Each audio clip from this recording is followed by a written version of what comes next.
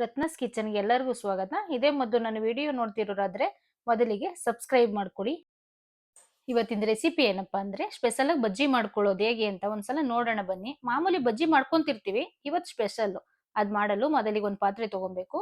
ನಂತರ ಒಂದು ಬೌಲ್ ಕಡಲೆ ಹಿಟ್ಟು, ಸ್ವಲ್ಪ ಅಕ್ಕಿ ಹಿಟ್ಟು, ಆಮೇಲೆ ಸ್ವಲ್ಪ ರುಚಿಗೆ ತಕ್ಕಷ್ಟು ಉಪ್ಪು, ಒಂದ್ ಸ್ವಲ್ಪ ಸೋಡಾ, ಮತ್ತೆ ಸ್ವಲ್ಪ ಖಾರ ಪುಡಿ.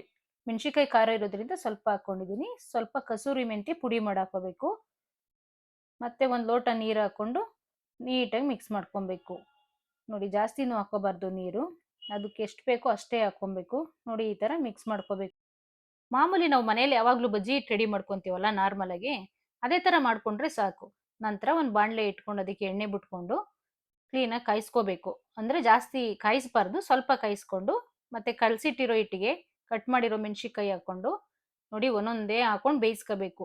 ಮಾಮೂಲಿ ಮಾಡ್ತಿರ್ತೀವಲ್ಲ ಮನೇಲಿ, ಸೇಮ್ ಅದೇ ತರ ಮಾಡೋದು. ಆದ್ರೆ ಮುಂದೆ ಯಾವ ತರ ಮಾಡೋದು ಅಂತ ಹೇಳ್ಕೊಡ್ತೀನಿ.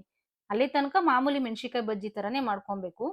ನೋಡಿ ಎಷ್ಟು ನೀಟಾಗಿ, ಅಂದ್ರೆ ಸ್ವಲ್ಪ ಬ್ರೌನ್ ಕಲರ್ ಬರೋ ತರ ಬೇಯಿಸ್ಕೊಳ್ಳಿ. ತುಂಬಾ ಸೀದಾ ಹತ್ರ ಆದ್ರೆ ಚೆನ್ನಾಗ್ ಬರಲ್ಲ. ನೋಡಿ, ಇಷ್ಟು ಬಂದ್ರೆ ಸಾಕು.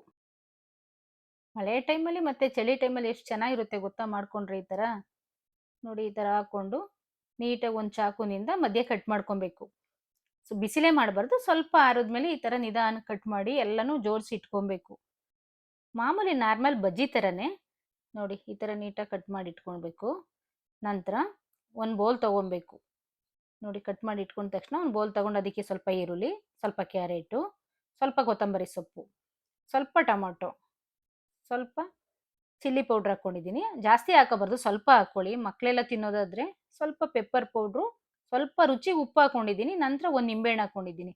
ಹಾಕೊಂಡು ಈ ತರ ಮಿಕ್ಸ್ ಮಾಡ್ಕೋಬೇಕು. ಮೊದಲೇ ರೆಡಿ ಮಾಡಿ ಇಟ್ಕೊಂಡ್ರೆ ಅದು ಉಪ್ಪು ಹಾಕೋದ್ರಿಂದ, ನಿಂಬೆಹಣ್ಣು ಹಾಕೋದ್ರಿಂದ ನೀರು ಬಿಟ್ಕೊಳ್ಳುತ್ತೆ. ಅದಕ್ಕೆ ಲಾಸ್ಟಿಗೆ ರೆಡಿ ಮಾಡ್ಕೊಂಡು ಈ ತರ ಫುಲ್ ಕಟ್ ಮಾಡಿರೋ ಇದಕ್ಕೆ ಕವರ್ ಮಾಡ್ಕೊಬೇಕು.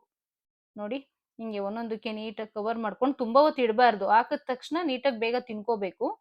ರೆಡಿ ಮಾಡಿಟ್ಟು ತುಂಬಾ ಲೇಟಾಗಿ ತಿನ್ಬಾರ್ದು. ನೋಡಿ, ಅದಕ್ಕೆ ಸ್ವಲ್ಪ ಚಾಟ್ ಮಸಾಲ ಹಾಕೊಂಡು ತಿಂತಾ ಇದ್ರೆ ಎಷ್ಟು ಚೆನ್ನಾಗಿರುತ್ತೆ ಗೊತ್ತಾ ಕಾಫಿ ಜೊತೆಗೆ. ಮಕ್ಳಿಗೆ ತುಂಬಾ ಚೆನ್ನಾಗಿ ಇಷ್ಟ ಆಗುತ್ತೆ. ನೀವು ಒಂದ್ಸಲ ಮನೇಲಿ ಮಾಡ್ಕೊಂಡು ತಿಂದು ಹೇಗಿದೆ ಅಂತ ಹೇಳಿ. ಸಿಗೋಣ ನೆಕ್ಸ್ಟ್ ವಿಡಿಯೋದಲ್ಲಿ.